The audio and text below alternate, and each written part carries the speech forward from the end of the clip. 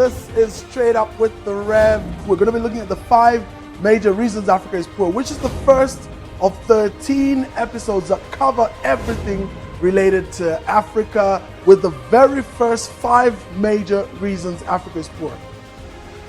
From the least important reason to the most important reason, at 5 is poor governance, at 4 is weak institutions, at 3 is the whole aspect of geography, at 2 is culture, and at 1, you won't believe it, is religion.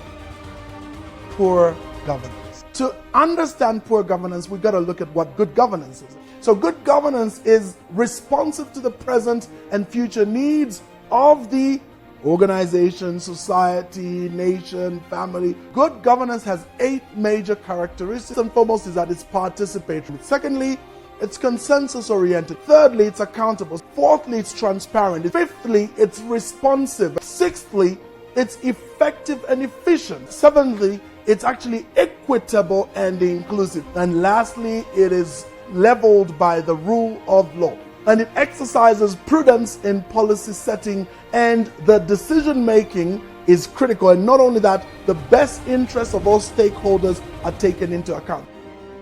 The fourth factor in Africa's poverty is weak institutions. Institutions are by their very existence one of the key pillars of good governance. So thus, they can be described as an established method or way of performing an activity that is widely accepted throughout society. Institutions create structural rigidity, which is extremely beneficial. This rigidity inhibits change and progress, which can be exceedingly harmful.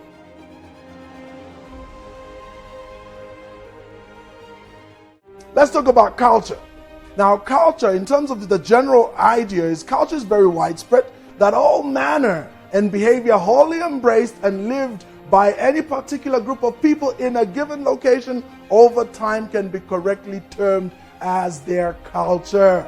Culture has created serious problems for our progress, and these include nepotism. Then there's cronyism. The problem with nepotism and cronyism is they play a very negative role in ensuring the perpetuity of poverty, the perpetuity of mediocrity. Mindset is another thing that is very common within a given culture. Then there's the entitlement thinking, the dependency thinking. We also have the job syndrome, and we have the receiver mindset.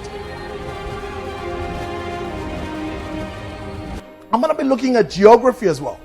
Now, when it comes to geography, it relates to the 4 key areas that allows for detailed study of various phenomena with relation to distribution and statistics. This discipline helps explain many occurrences and studies, spread of diseases, concentration, the patterns behind animal migration. Second is what we call places and regions. Now, this is a discipline that seeks to understand the factors that affect sociology, cultural diversity, climate, and even emigration. Third area is human and land relationship. This helps understand how human settlement and migration happens, and how land and natural resources play that role in bringing about these occurrences. Included in broad strokes are history, politics, sociology, and nationality.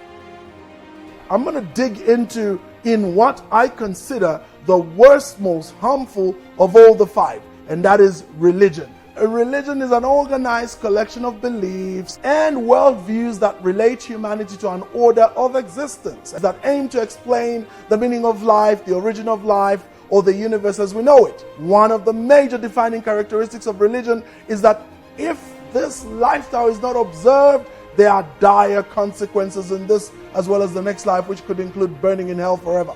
I want us to really dig in and get the difference between religiosity, churchianity, and Christianity. I'm going to begin to take religion and demonstrate to you how it has caused harm and perpetuated poverty in Africa. It's going to come from the churchianity point and from the religious point.